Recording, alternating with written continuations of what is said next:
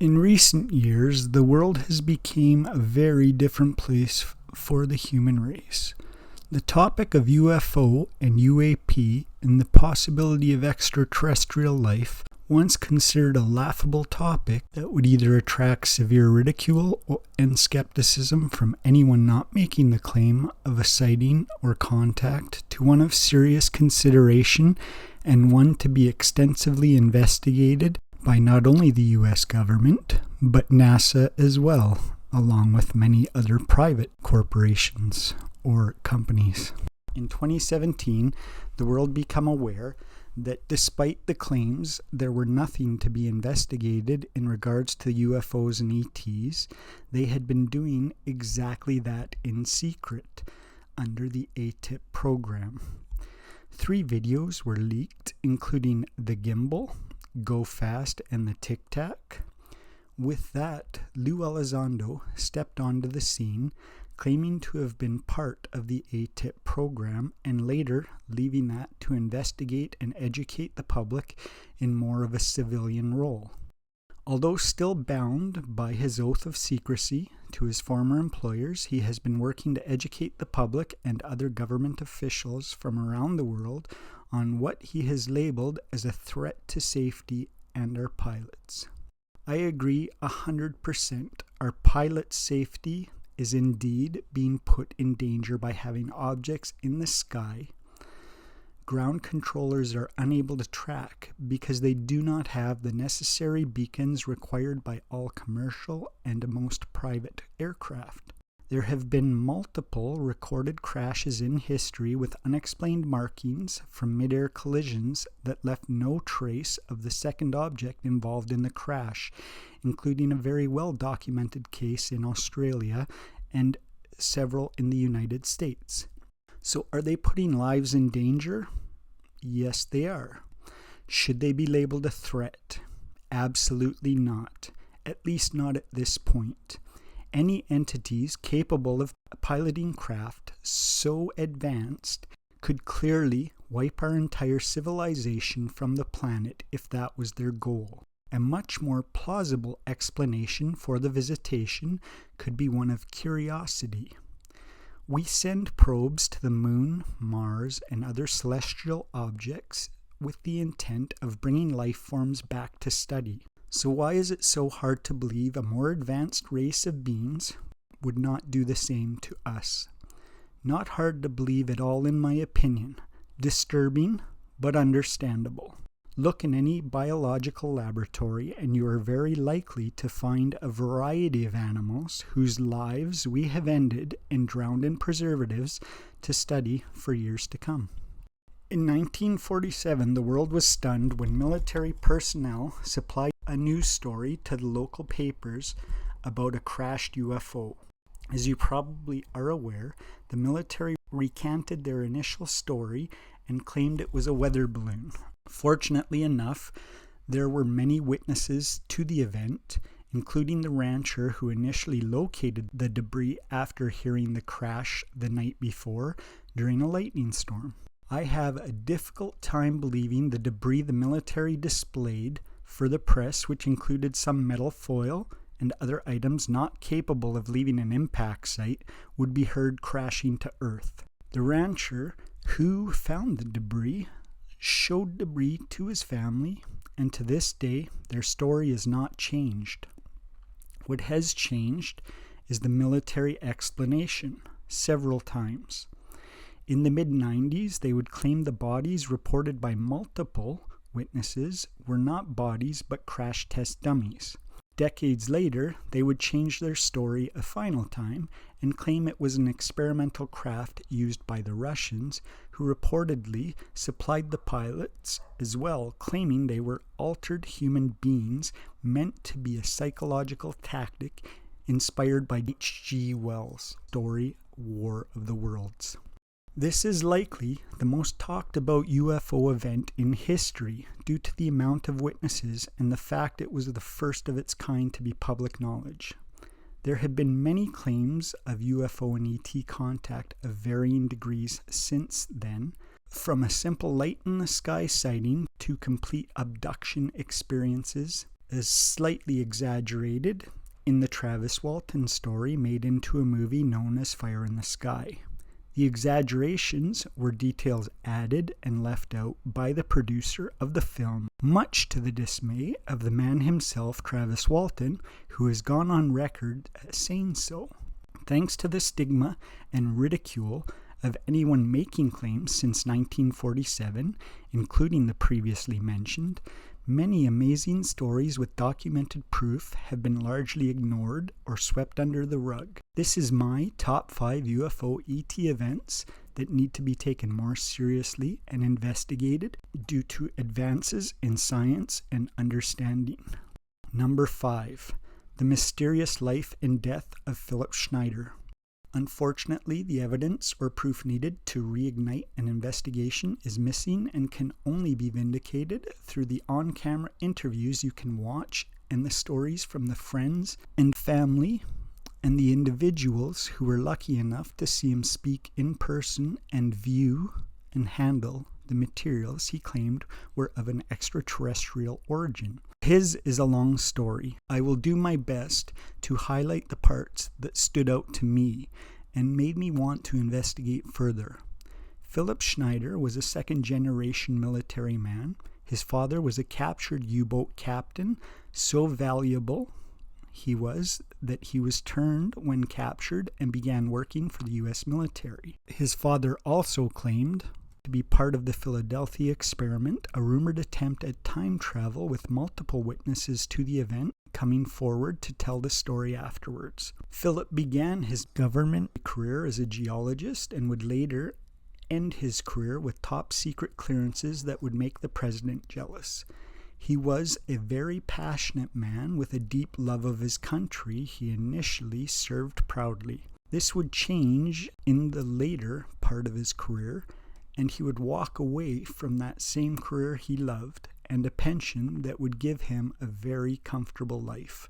After years of contemplating his decision to go from dedicated government patriot to a patriot for the people, his close friend Al Bielek/Pratt, I apologize, it's listed as 2 different last names, would eventually help convince him to tell his story to the world, and he began doing so in 1995 at the Sasquatch Club in Washington State after the death of a close friend. Over many nights, he would tell his story and continued to do so until shortly before his untimely death on January 11th, 1996, when he decided to go mainstream and planned to tell his story to the media.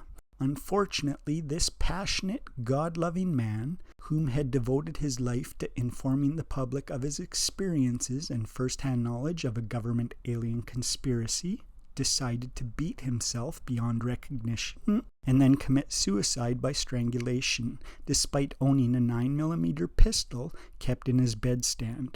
His experience began in 1979 when in Dulce, New Mexico, he was on site when a piece of equipment used to build DUMBs, deep underground military bases, malfunctioned. Philip was lowered into the ground to investigate and assess the issue. He was confronted by 3 alien beings, which he said reeked of burning garbage. Unaware that the military knew these entities were underground, he pulled out his 9mm pistol and began firing, fearing for his life. He killed one of the extraterrestrials. Another raised his hand and fired what he described as a bolt of electricity, which he attempted to shield himself from, but wound up losing several fingers on his hand and opening up an extremely large hole in his upper torso. He would have likely died from his injuries had the military soldiers not been alerted by the gunfire. They rushed down, threw him into an elevator, and got him to safety. Philip claims 60 men lost their lives that day in that firefight. He would return to duty, and likely because of his experience, he was promoted and trusted with holding the secret that the military was not only aware of the ET presence on the planet, but were working together in secret. A claim that has been verified since then by Dwight Eisenhower's granddaughter. Philip was an extremely intelligent individual. You only need to listen to his lectures to realize this. The military was aware of his capabilities, and he claimed he was eventually tasked with establishing a means of communication with a second alien species. After working with the being for some time, he managed to do exactly that. He would later claim to be invited into a meeting of high-ranking UN military officials in which the ETs would not only attend, but to his surprise and disgust, would run. As mentioned, Philip was an extreme patriot, and to him this was too far.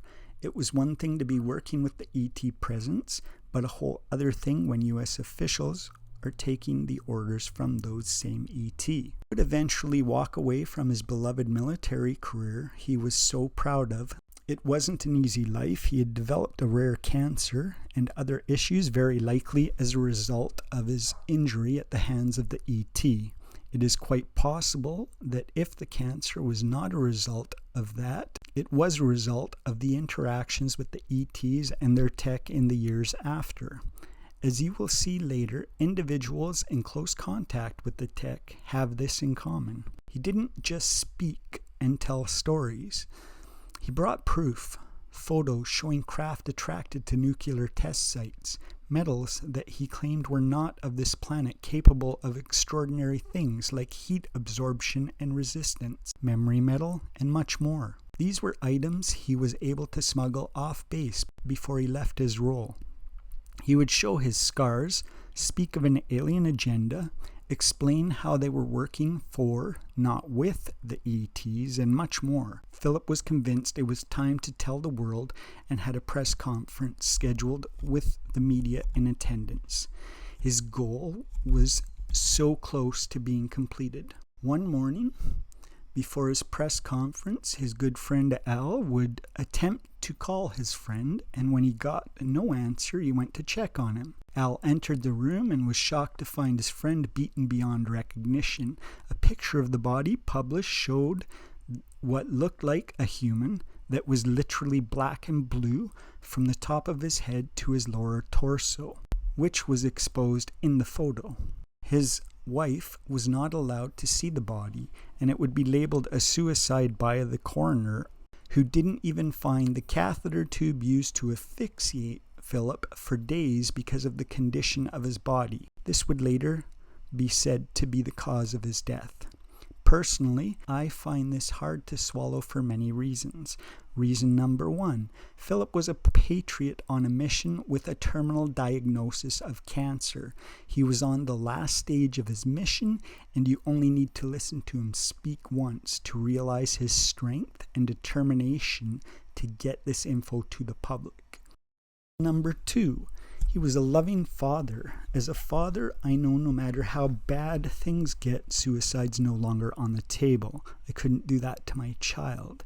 This is not to say parents don't commit suicide. Mental illness is a horrible affliction, and I'm pretty sure most individuals that get to the point of suicide have suffered from some sort of mental illness that contribute to that decision.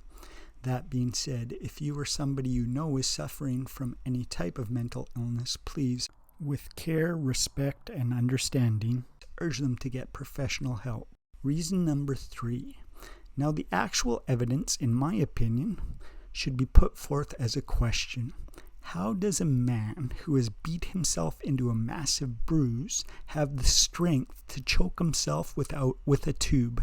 Number four. Philip had a gun in his nightstand. If you were going to take your own life, I need to choose between a self-beating and strangulation or a quick pull of the trigger. I'm going to paint my ceiling. So I find it very hard to believe that he chose to beat himself to death and strangle himself. Number five. Philip was an advocate of investing his money into precious metals such as gold. When friends and family went through his room, they found money, gold, and other valuables.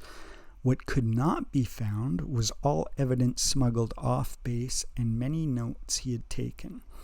The mysterious events surrounding his death are more than enough of a reason to reopen the investigation alone. Number 4. Edgar Fouche claims to work on the TR-3B craft for the U.S. government while in the military. Edgar Fouche served in the U.S. Air Force for 20 years as project manager for the Department of Defense until 2001. Sadly, he passed away in 2017. Before he passed, he wrote several books, and I highly suggest you read Alien Rapture. Mr. Edgar Fouche became a government whistleblower. He claimed to be part of a team tasked with very specific compartmentalized role in developing reverse engineering of the Black Triangle craft known as the TR-3B. This craft is believed to be used in the European UFO flap in November of 1989, lasting till April 1990. In which there were thousands of reports of the ship spotted in the sky. Edgar Fouche was part of the proud family that served in the military for generations, going all the way back to the Napoleonic War. When Mr. Fouche came forward, he was mocked and ridiculed by most. The claims were so difficult to believe. Despite the fact individuals working on this project were compartmentalized, he was in talks with a few others working on the project with the intent of breaking the news to the public because they wanted the world to know what the military was hiding. They were reverse engineering alien tech for the purposes of war. Edgar became less public when suspicious events began happening to the friends he was working with. One of the men died suspiciously, another wound up in a hospital in Canada, committed and refusing to speak to anyone about the topic ever again until his death. The third developed amnesia suddenly when one day he said goodbye to his brother before leaving for work, only to return shortly after with no memory of who he worked for, where he worked, or what he had been working on for years. His pay stubs were used to confirm he was indeed a government employee. However, the government would dispute this fact and claimed it was a complete fabrication. Since then, the T3RB existence is almost common knowledge and is cited and even filmed and photographed from time to time. You can even perform a patent search of the TR-3B and get an amazing description of its intended capabilities and futuristic anti-gravitic design.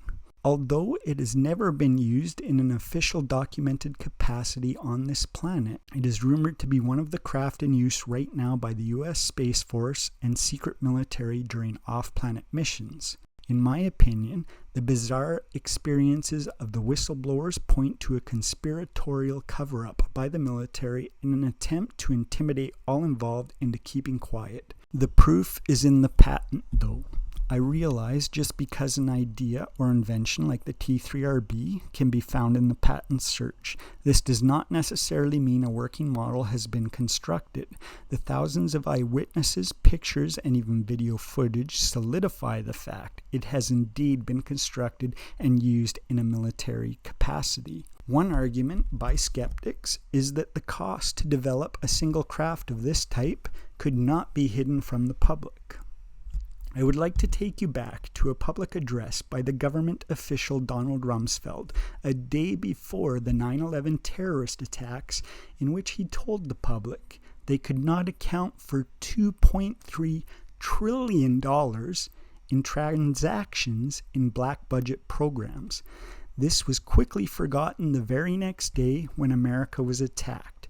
Coincidentally enough, the area of the Pentagon hit was said to hold this information, which was forever lost, with no backup files or redundancies in place. Number 3. John Callahan and the UFO over Alaska. On November 17, 1986, Japan Airlines pilot made a historic radio call to the control tower during cargo flight 1628 over Alaska. The pilot called in when he observed a bright light approach the plane in flight. He would later describe something like a mothership so immense it dwarfed the plane. It interacted with the plane for over 30 minutes, and to this day the pilot and all involved have not changed their story. Unlike most sightings, this one was extremely special.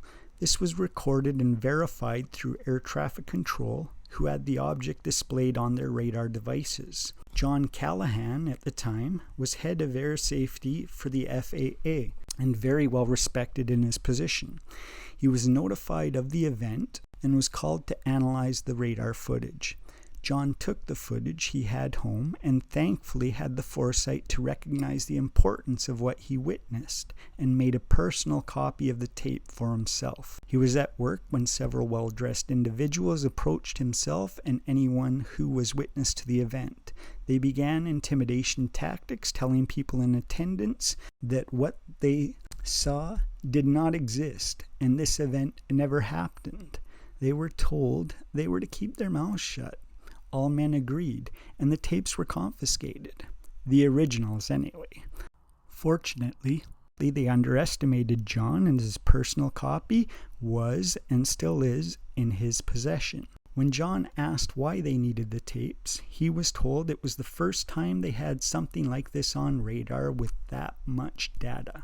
I have had the personal pleasure to interview John Callahan in 2013 at the Citizens Hearing for Disclosure in Washington, D.C. The full interview can be seen down in the description. He was extremely smart, very professional, and has never changed the story. He has the radar tapes to prove it. I have kept this story short because it is best heard from him. Enjoy. Number 2. Rendlesham Forest Incident. This is one of the more famous stories in ufology and has some of the most reliable witnesses to date. Once again, I had the extreme pleasure of interviewing one of the men involved, Jim Peniston, in 2013 at the same event as I interviewed Mr. Callahan. So the link to the interview is in the description below as well. Here is a basic rundown with some new info not seen in previous interviews he has given.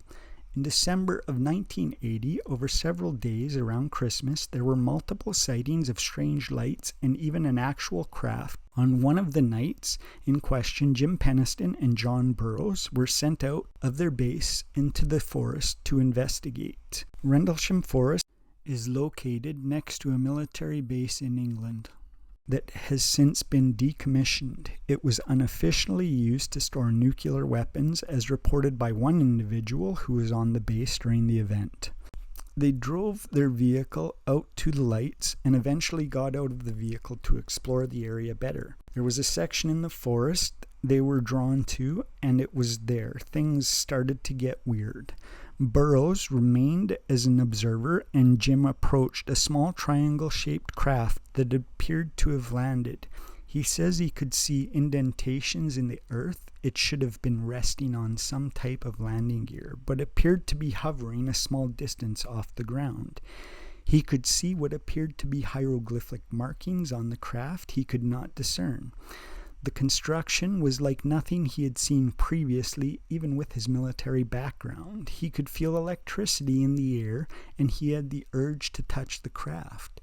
He claims it was like receiving an instant download before a flash of light knocked both him and his partner briefly unconscious. The two men would later report their military watches, which should have been showing identical times as they were earlier on in the night, were now several minutes apart.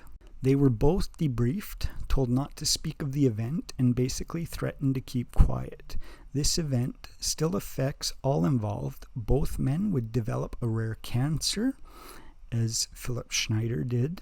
In 2013, they were still fighting with the military to release results from the medical testing done in order to seek further treatment from doctors.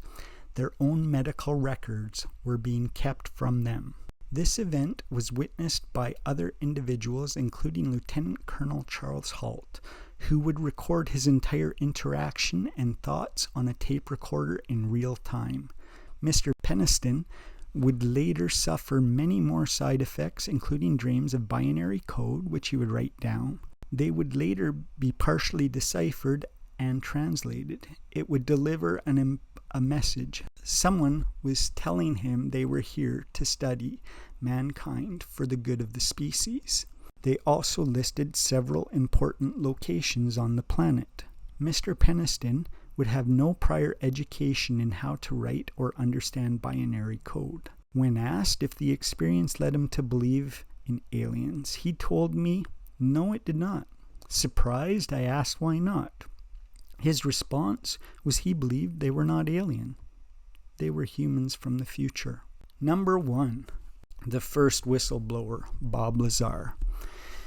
May 5th, 1989, a mysterious man made news. He later called a press conference and shocked the world when he stepped out of his Corvette and into the history books. The man was Bob Lazar, and the story he had to tell would shock everyone in attendance and then again the world when they relayed his story. Bob claimed that he was involved with reverse engineering ET tech for military purposes.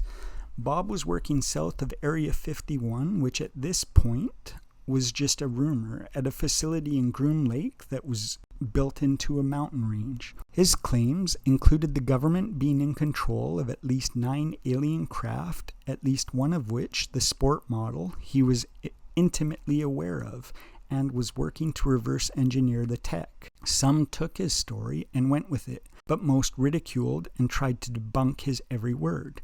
His claim that the craft were powered by element 115 was laughable, considering there were several other elements that needed to be discovered before they even discovered element 115.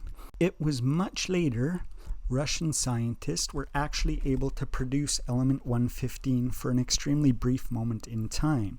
In its discovered form, it was unstable and could not actually be made stable. I argue that if he was right about the element, its name, and its potential properties, is it really that much of a stretch to believe it was possibly made stable by a more advanced race?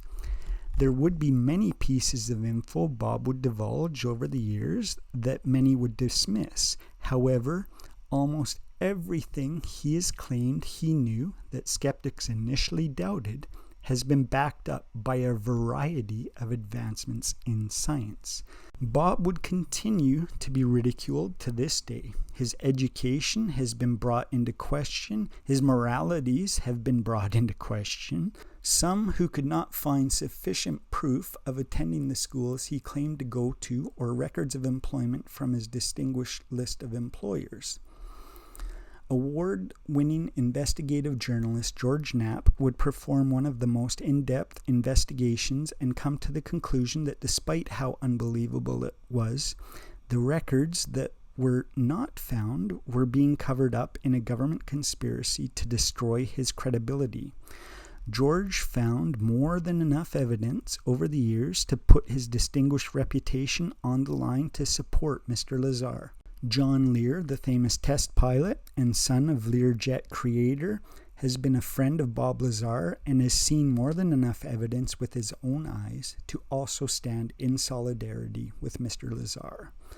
I do not think it is hard to believe in the least the military or government could and would confiscate and erase records to protect this secret and discredit Mr. Lazar.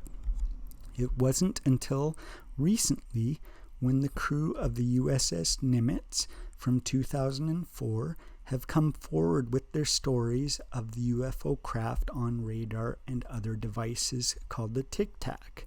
Along with that, there were multiple witnesses that have come forward to express their surprise and concern about the immediate landing of a chopper on their ship after the event. Out of the chopper stepped men who did not identify who they were with, but had enough pull to do something unprecedented and confiscate all data on the boat related to the event and tell everyone to keep quiet. This goes against policy and made everyone in the event question who is in control of their equipment. So there you have it. Top 5 UFO ET stories from the past that need to be looked at with a fresh set of eyes and a realization that we are not alone. Please share, smash that subscribe button, like it, and leave a comment. Let me know what you think. I'm Lotus Cobra, otherwise known as James. This is the Snake Pit. Thanks for listening.